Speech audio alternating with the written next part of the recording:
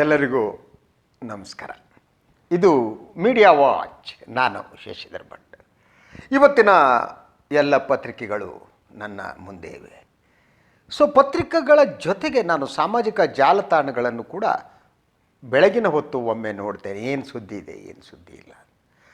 ನನಗಿವತ್ತು ಸಾಮಾಜಿಕ ಜಾಲತಾಣವನ್ನು ನೋಡ್ತಾ ಇದ್ದಾಗ ಒಂದು ಅಂಶ, ಒಬ್ಬರ ಸ್ಟೇಟಸ್ ಅಪ್ಡೇಟ್ ಕಾಣ್ತು. ಅದರ ಪ್ರಕಾರ ಇವತ್ತು ಕೇಂದ್ರ ಸಚಿವರಾಗಿದ್ದ ಅನಂತಕುಮಾರ್, ದಿವಂಗತ ಅನಂತಕುಮಾರ್ ಅವರ ಹುಟ್ಟುಹಬ್ಬ ಅನ್ನುವ ಸುದ್ದಿ. ತಕ್ಷಣ ನಾನು 80ರ ದಶಕಕ್ಕೆ ಹೋದೆ. ನಾನು ಪತ್ರಿಕೋದ್ಯಮಕ್ಕೆ ಬಂದ ಕಾಲದಿಂದ ನನಗೆ ಅನಂತಕುಮಾರ್ ಗೊತ್ತು.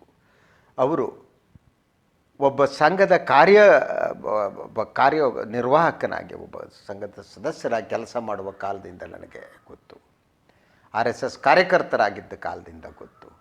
ಹಾಗೆಯೇ ನಾನು ಕೆಲಸ ಮಾಡುವ ಪತ್ರಿಕೆಗಳಲ್ಲಿ ಅವರು ಭಾಳಷ್ಟು ಸಂದರ್ಭದಲ್ಲಿ ಸೈಕಲ್ನಲ್ಲಿ ಬಂದದ್ದು ನನಗೆ ನೆನಪಿದೆ. ಅವರೊಬ್ಬ ಮಹತ್ವಾಕಾಂಕ್ಷಿ ರಾಜಕಾರಣಿ ಅಂತ.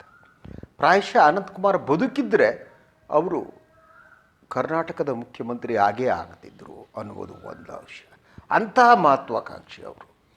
ಇನ್ನೊಂದು, ಕೇವಲ ಮುಖ್ಯಮಂತ್ರಿ ಆಗುವುದು ಮಾತ್ರ ಅಲ್ಲ, ಅವರು ಕರ್ನಾಟಕದ ಹಿತಾಸಕ್ತಿ ಬಂದಂಥ ಸಂದರ್ಭದಲ್ಲಿ BJP ಸರ್ಕಾರ ಇದ್ದಾಗಲೆಲ್ಲ ಅವರು ಕರ್ನಾಟಕದ ಹಿತಾಸಕ್ತಿಯನ್ನು ಉಳಿಸುವುದಕ್ಕಾಗಿ ಕೆಲಸ ಮಾಡಿದ್ದಾರೆ. ಎಲ್ಲ ಆಲ್ ಪಾರ್ಟಿ ಡೆಲಿಗೇಷನ್ನ ಕರೆದುಕೊಂಡು ಹೋಗಿದ್ದಾರೆ. ಹಿತಾಸಕ್ತಿಯ ವಿಚಾರದಲ್ಲಿ ಅವರೆಂದೂ ಕಾಂಪ್ರಮೈಸ್ ಮಾಡಲೇ ಇಲ್ಲ. ಇವತ್ತು ಮೋದಿಯವರ ಎದುರು, ಅಮಿತ್ ಶಾ ಎದುರು ನಿಂತುಕೊಳ್ಳುವಂಥ ನಾಯಕರು ಇಲ್ಲ. ಆ ವ್ಯಾಕ್ಯೂಮ್ ಕ್ರಿಯೇಟ್ ಆಗಿದೆ ಅನಂತಕುಮಾರ್ ಅವರಿಂದ. ಅನಂತಕುಮಾರ್ ಆ ರಾಷ್ಟ್ರ ರಾಜಕಾರಣದಲ್ಲಿ ಪಳಗಿದ್ರು. ಅವರು ದೆಹಲಿಯ ರಾಜಕಾರಣದ ಒಳ ಹೊರಗೂ ಗೊತ್ತಿತ್ತು. ಅದಕ್ಕೆ ಕಾರಣ ನನಗನ್ಸುತ್ತೆ ಅವ್ರಿಗೆ ಗೊತ್ತಿರುವ ಭಾಷೆ ಇದೆಯಲ್ಲ, ಹಾಗೇನೆ. ನಾನು ನಿಮಗೆ ಹೇಳಿದೆ, ಭಾಳ ಅವರು ನನ್ನನ್ನು ನೋಡೋದಕ್ಕೆ ಬರ್ತಿರೋದು. ನನ್ನ ಬಗ್ಗೆ ತುಂಬ ಅಪಾರವಾದ ಪ್ರೀತಿ ಇತ್ತು. ಹಲವು ರಾಜಕಾರಣಿಗಳಿಗೆ ನನ್ನ ಬಗ್ಗೆ ಪ್ರೀತಿ ಇತ್ತು. ಅದು ನಾನು ನನ್ನ ಒಂದು ಪುಸ್ತಕದಲ್ಲಿ ಕೂಡ ಬರೆದಿದ್ದೇನೆ, ರಾಜಕಾರಣಿಗಳು ನಾನು ಕಂಡಂತೆ ಅಂತ. ನಾನು ಬಂದ ಸಂದರ್ಭದಲ್ಲಿ ಅರಸು ಮುಖ್ಯಮಂತ್ರಿ ಆಗಿದ್ದರು. ಅರಸು ನನ್ನನ್ನು ಏಕವಚನದಲ್ಲಿ ಕರೀತಾ ಇದ್ದರು. ನಾನು ಹೋಗಿ ಅವರ ಮನೆಗೆ ಅವ್ರು ನೋಡೋಕ್ಕೆ ಹೋಗ್ತಾಯಿದ್ದೆ. ಅವರ ಕೊನೆಯ ಕಾಲದಲ್ಲಿ ಗುಂಡೂರಾವ್ ಆತ್ಮಚರಿತ್ರೆಯನ್ನು ನಾನೊಂದು ಪತ್ರಿಕೆಗೆ ಬರೆದಿದ್ದೇನೆ. ಗುಂಡೂರಾವ್ ನನಗೆ ಅತಿ ಹೆಚ್ಚು ಆತ್ಮೀಯರಾಗಿ ಇದ್ದರು. ಮೊಯ್ಲಿ ಅವರು ಇವತ್ತು ಇದ್ದಾರೆ. ಮೊಯ್ಲಿ ಅವರಿಗೆ ನನ್ನ ಬಗ್ಗೆ ಪ್ರೀತಿ ಇತ್ತು. ಬಂಗಾರಪ್ಪ ನನ್ನ ಬಗ್ಗೆ ಭಾಳ ಪ್ರೀತಿಯನ್ನು ಇಟ್ಕೊಂಡಿದ್ದರು. ರಾಮಕೃಷ್ಣ ಹೆಗಡೆ ಅವರು ಕೊನೆಯ ಕಾಲದಲ್ಲಿ ನನ್ನ ಕೈ ಹಿಡಿದು ಹತ್ತಿದ್ದು ನನಗೆ ನೆನಪಿದೆ. ಅಂಥ ಒಂದು ಆತ್ಮೀಯ ಸಂಬಂಧ ಇತ್ತು. ಹಲವು ರಾಜಕಾರಣಿಗಳ ಜೊತೆಗೆ ನನಗೆ ಆತ್ಮೀಯ ಸಂಬಂಧ ಇದೆ. ಅದು ನಾನೆಲ್ಲೂ ಬಡಾಯಿ ಕೊಚ್ಕೊಂಡು ಹೇಳ್ಕೊಂಡು ಬಂದಿಲ್ಲ. ಇಂಥವ್ರ ಜೊತೆ ನನಗೆ ಆತ್ಮೀಯ ಸಂಪದ ಅಥವಾ ಅವರ ಸ್ನೇಹವನ್ನು ಬೇರೆ ರೀತಿ ಕೂಡ ನಾನು ಬಳಸ್ಕೊಂಡಿಲ್ಲ. ಇವತ್ತಿನ ಮುಖ್ಯಮಂತ್ರಿಗಳವರೆಗೆ ಅರಸೋದಿದ್ದ ಬಹುತೇಕ ಎಲ್ಲ ಮುಖ್ಯಮಂತ್ರಿಗಳು ನನಗೆ ಪರ್ಸನಲ್ ಆಗುತ್ತಿತ್ತು. ಅನಂತಕುಮಾರ್ ಅವ್ರ ಬಗ್ಗೆ ಕೆಲವು ಮಾತುಗಳನ್ನ ಹೇಳಬೇಕು. ನನಗೆ ಅನಂತಕುಮಾರ್ ಅವರ ಮಹತ್ವಾಕಾಂಕ್ಷೆ ವಿಟ್. ಅವರು ಮಾತನಾಡುವಾಗ ಒಂದು ವಿಟ್, ಅವ್ರ ಜೋಕ್ಗಳಿರ್ತಿತ್ತು. ಬುದ್ಧಿವಂತ ರಾಜಕಾರಣಿ. ನಾನೊಂದು ಸಲ ಜೋಕ್ ಮಾಡಿದೆ. 80ರ ದಶಕದಲ್ಲಿ ಆವಾಗ ರಾಜ್ಯ BJP ಅಧ್ಯಕ್ಷರಾಗಿದ್ದವರು ಯಡಿಯೂರಪ್ಪ, ಇವರು ಅನಂತಕುಮಾರ್ ಪ್ರಧಾನ ಕಾರ್ಯದರ್ಶಿಯಾಗಿದ್ದರು.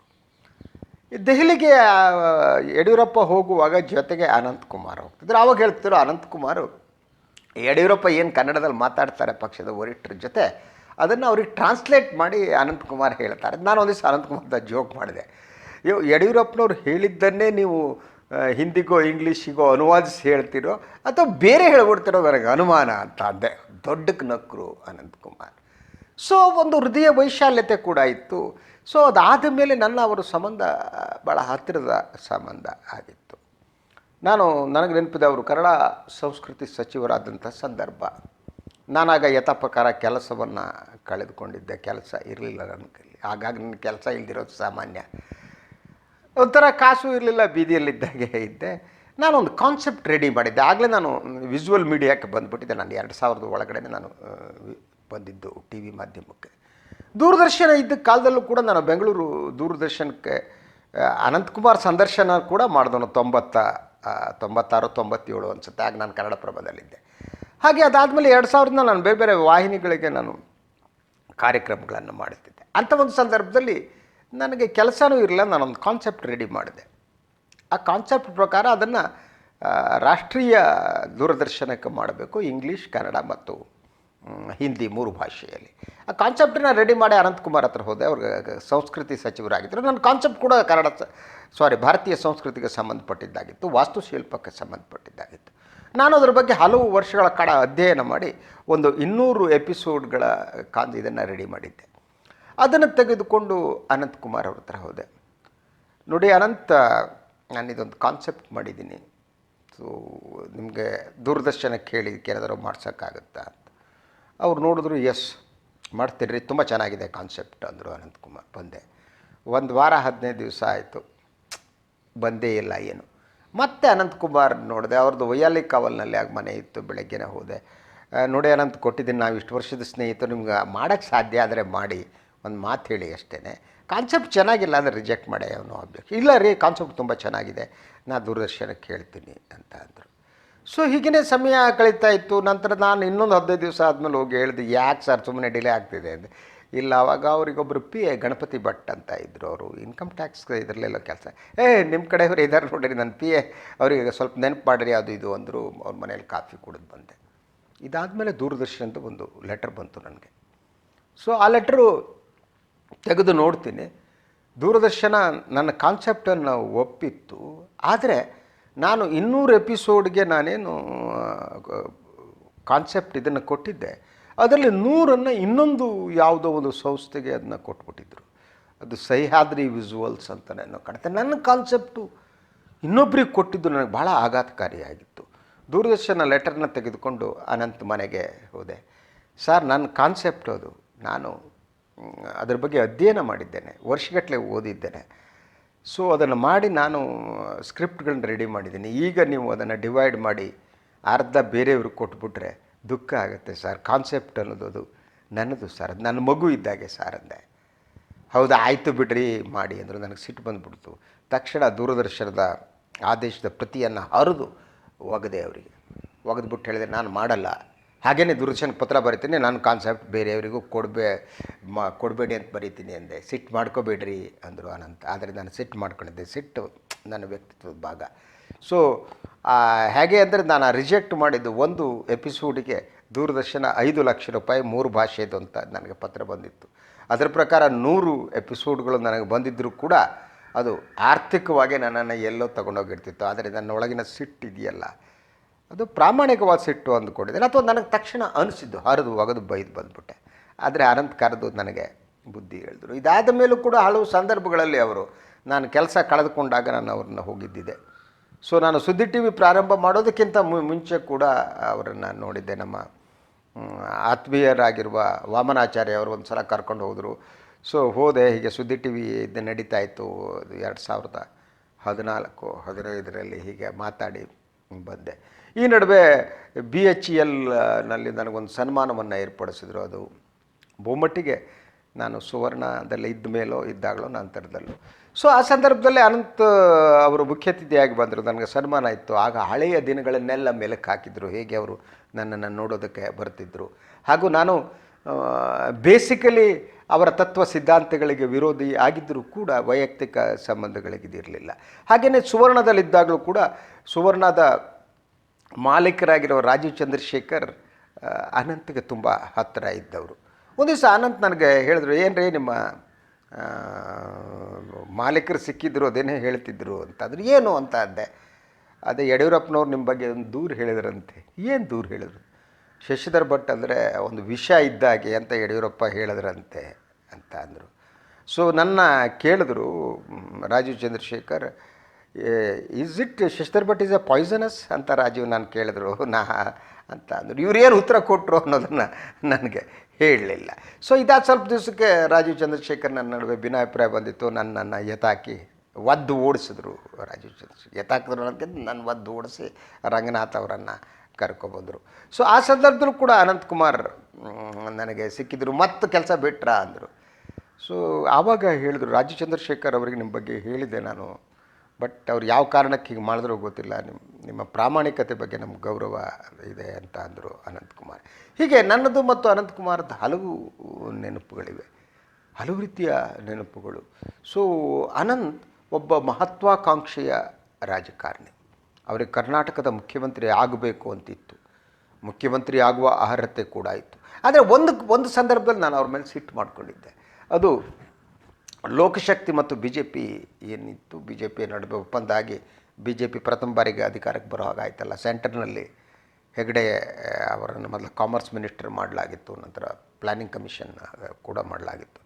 ಆ ಸಂದರ್ಭದಲ್ಲಿ ಸ್ಲೋಲಿ ಬಿ ಜೆ ಪಿಯ ಒಳಗಡೆ ಹೆಗಡೆಯ ವಿರೋಧ ಶುರುವಾಗಿತ್ತು. ಹೆಗಡೆಯವರನ್ನ ಒಂದು ಆ ಹುದ್ದೆಯಿಂದ ತೆಗೆಯಲಾಗಿತ್ತು, ಬಿ ಜೆ ಪಿ ರಿಜೆಕ್ಟ್ ಮಾಡಿತ್ತು. ಆ ಸಂದರ್ಭದಲ್ಲಿ ನಾನು ರಾಮಕೃಷ್ಣ ಹೆಗಡೆಯವ್ರ ಹತ್ರ ಮಾತನಾಡ್ತಾ ಬಿ ಜೆ ಪಿಯನ್ನು ನಂಬಿದ್ದೀರಿ ಅಂತ. ಬಟ್ ಹೆಗಡೆ ಒಂದು ಮಾತನ್ನು ಹೇಳಿದರು, ಇಲ್ಲ ಈ ಭಾರತದಲ್ಲಿ ಈ ಕೊಯ್ಲಿಷನ್ ಪಾಲಿಟಿಕ್ಸ್ ಬಂದುಬಿಟ್ಟಿದೆ, ಇದು ಬಹಳ ಕಾಲ ಮುಂದುವರಿಯುತ್ತೆ.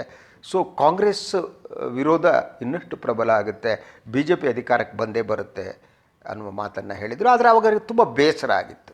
ಸೊ ಇದರ ಹಿಂದೆ ತಮ್ಮನ್ನು ಬಿ ಜೆ ಪಿ ರಿಜೆಕ್ಟ್ ಮಾಡೋದಕ್ಕೆ ಅಥವಾ ಅದ್ವಾನಿ ಮತ್ತು ವಾಜಪೇಯಿ ತಮ್ಮನ್ನು ಎಲ್ಲೋ ದೂರ ಮಾಡ್ತಾರೆ ಅಂತ ಹೆಗಡೆಯವರಿಗೆ ಅನಿಸಿತ್ತು. ಇದರ ಹಿಂದೆ ಅನಂತಕುಮಾರ್ ಇರ್ಬೋದು ಅನ್ನೋ ಅನುಮಾನ ಕೂಡ ರಾಮಕೃಷ್ಣ ಹೆಗಡೆಯವರಿಗೆ ಇತ್ತು. ನಾನು ಈ ಮಾತನ್ನು ಒಂದು ಸಹ ಅನಂತಕುಮಾರ್ ಅವರಿಗೆ ಕೇಳಿದೆ, ಹೀಗೆ ನೀವು ಹೆಗಡೆ ಅಂತ ರಾಜಕಾರಣಿ ಬಿ ಜೆ ಪಿ ಬರೋದಕ್ಕೆ ಅವರೇ ಕಾರಣ, ಸೊ ವಾಜಪೇಯಿ ಮತ್ತು ಅದ್ವಾನಿ ಅವ್ರನ್ನ ಒಂಥರ ರಿಜೆಕ್ಟ್ ಮಾಡ್ದಂಗೆ ಕಾಣುತ್ತೆ, ಮಂತ್ರಿಮಂಡಲದ ಕೈ ಬಿಟ್ಟಿದ್ದು ಇನ್ನೊಂದು, ಅದರಲ್ಲಿ ನಿಮ್ಮ ಪಾತ್ರ ಇದೆ ಅನ್ನುವ ಮಾತಿದೆ, ಸೊ ನಿಜಾನ ಅಂದೆ. ಅನಂತ್ ನಕ್ರು. ಅವ್ರು ಭಾಳ ಸಂದರ್ಭದಲ್ಲಿ ಅವರು ಏನು ಮಾತನಾಡಬೇಕು ಅದನ್ನು ಮಾತಾಡ್ತಿರಲಿಲ್ಲ. ಅವರು ಕೆಲವೊಮ್ಮೆ ಅವ್ರ ಮೇಲೆ ಒಂದು ಈ ತೆಲುಗು ಸಿನಿಮಾಗಳ ಪ್ರಭಾವ ಇತ್ತು ಕಾಣುತ್ತೆ. ಸಾರ್ವಜನಿಕವಾಗಿ ಮಾತನಾಡಬೇಕಾದ್ರೆ ತೆಲುಗು ಡೈಲಾಗ್ಗಳ ಟೈಪೇ ಕನ್ನಡದಲ್ಲಿ ಡೈಲಾಗ್ಗಳನ್ನು ಹೊಡಿತಿದ್ರು ಅವರು. ಸೊ ಅದನ್ನು ಹೇಳಬೇಕಾದ್ದನ್ನು ಅವ್ರು ಯಾವತ್ತೂ ಕೂಡ ಒಳಗಿರೋದನ್ನು ಸಂಪೂರ್ಣವಾಗಿ ಹಂಚ್ಕೋತಾ ಇರಲಿಲ್ಲ, ಹೇಳ್ತಿರಲಿಲ್ಲ ಅವರು. ಸೊ ನಾನು ಕೇಳಿ ನಕ್ಬಿಟ್ರು, ನೀವು ನಂಬ್ತೀರಾ ಅಂತ ಅಂದರು. ಅಲ್ಲ, ಹೆಗಡೆ ತುಂಬ ಬೇಸರದಲ್ಲಿ ಇದ್ದಾರೆ, ಅವ್ರಿಗೆ ಯಾವತ್ತೂ ಕೂಡ ನಿರ್ಲಕ್ಷ್ಯವನ್ನು ಹೆಗಡೆ ಸಹಿಸಲ್ಲ. ನಕ್ಕರು, ಇನ್ನೇನು ಮಾತಾಡಿಲ್ಲ ಅನಂತಕುಮಾರ್. ಅದು ಅನಂತಕುಮಾರ್ ಅವರ ಕ್ಯಾರೆಕ್ಟರ್ ಅಂತ ಅನಿಸುತ್ತೆ. ಹಾಗೆಯೇ ನನಗೆ ಅವರು ಮುಖ್ಯ ಆದ್ದು ಎಲ್ಲ ರಾಜಕೀಯ ಪಕ್ಷಗಳ ಜೊತೆಗೆ ಸಂಬಂಧ ಇತ್ತು. ಆದರೆ ಅವರು ಭ್ರಷ್ಟರಹಿತ ರಾಜಕಾರಣಿನೋ ನಾನು ಒಪ್ಪಲ್ಲ. ಯಾಕೆಂದರೆ ಸೈಕಲ್ ಮೇಲೆ ಓಡಾಡುತ್ತಿದ್ದ ಒಬ್ಬ ರಾಜಕಾರಣಿ ಈ ಹಂತಕ್ಕೆ ಬೆಳೆದದ್ದೇ ಒಂದು ಸೋಜಿಗವಾದದ್ದು ಅಂತ.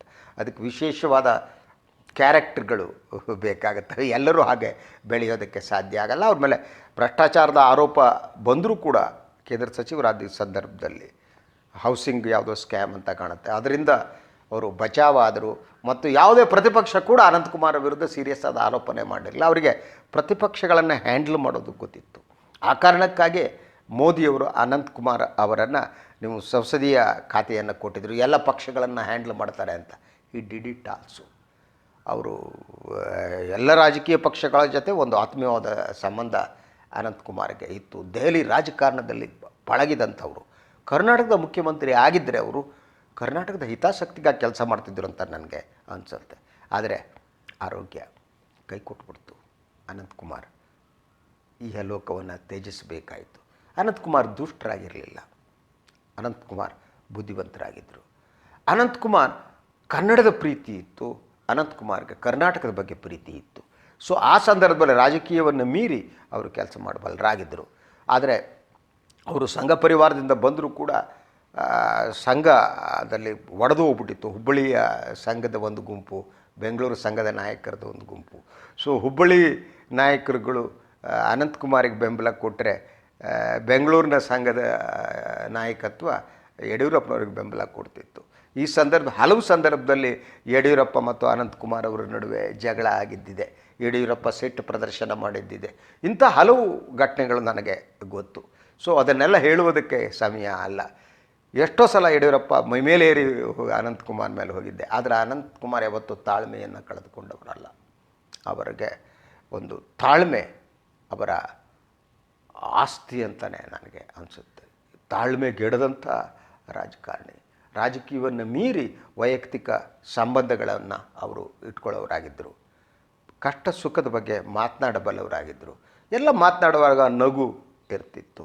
ಅತ್ಯುತ್ತಮ ಭಾಷಣಕಾರರು ಅಂತ ನಾನು ಹೇಳಲಾರೆ, ಆದರೆ ಜನಪ್ರಿಯ ಭಾಷಣಕಾರರು ಅನ್ನೋದು ನಿಜ. ಅವರಿಗೆ ಯಾವ ವಿಷಯವನ್ನು ಹೇಗೆ ತಗೋಬೇಕು ಅನ್ನೋದು ಗೊತ್ತು. ಸೊ ಅನಂತಕುಮಾರ್ ಬಗ್ಗೆ ಇನ್ನಷ್ಟು ಮಾತನಾಡ್ಬೋದು. ಆದರೆ ಸಮಯ ಮೀರ್ತಾ ಇದೆ. ಇವತ್ತಿನ ಹೆಡ್ಲೈನ್ಸ್ ಅನ್ನಾದರೂ ನಾನು ಒಂದು ರೀತಿ ಹೇಳಬೇಕು, ಒಂದು ಚರ್ಚೆ ಮಾಡೋಕ್ಕೆ ಸಮಯ ಇದೆಯಲ್ಲೋ ಗೊತ್ತಿಲ್ಲ. ಎಸ್, ಎಲ್ಲ ಪತ್ರಿಕೆಗಳಲ್ಲಿ ಒಂದು ಆಯುಷ್ ವೈದ್ಯರ ವೇತನ ಹೆಚ್ಚಳ, 5 ಲಕ್ಷ ರ್ಯಾಪಿಡ್ ಆ್ಯಂಟಿಜನ್ ಕಿಟ್ ಎಲ್ಲ ಜಿಲ್ಲೆಗಳಿಗೂ ವಿತರಣೆ, ನರ್ಸ್ಗಳಿಗೆ ಸಂಬಳ ದ್ವಿಗುಣ. ಸೊ ಇದು ಸಂತೋಷ ಪಡುವಂಥದ್ದು. ಇನ್ನೊಂದು, ಭಾರತ ಅಮೆರಿಕ ಜಂಟಿ ಕಸರತ್ತು, ಚೀನಾಕ್ಕೆ ಅಪತ್ಯ. ಈ ರಾಜಸ್ಥಾನ ಶುಕ್ರವಾರ ತೀರ್ಪು ಬರ್ತಾ ಇದೆ ಅನ್ನುವುದು. July 30-31 CET. ಖಾಸಗಿ ಆಸ್ಪತ್ರೆಗಳಲ್ಲಿ ಕೋವಿಡ್ ಪರೀಕ್ಷೆ ದರ ಇಳಿಕೆ ಇರೋದು. ಇದೊಂದು ಮೇಜರ್ ಡೆವಲಪ್ಮೆಂಟ್. ಭಾರತ ಮತ್ತು ಅಮೇರಿಕ ಜಂಟಿ ಕಸರತ್ತು ನಡೆಸಿದೆ ಏನಿದೆ ಅದಕ್ಕೂ ಚೀನಾಕ್ಕೆ ಅಪತ್ಯ ಆಗಿದೆ ಅನ್ನೋದೊಂದು. ಭಾರತ ಸಂಪೂರ್ಣವಾಗಿ ಅಮೇರಿಕಾದ ಕಡೆ ವಾಲಿದೆ ಅನ್ನೋದು ಮುಖ್ಯವಾದ್ದು. ಸೊ ಇದು ಯಾವ ರೀತಿಯ ಪರಿಣಾಮ ಬೀರುತ್ತೆ ನೋಡಬೇಕು.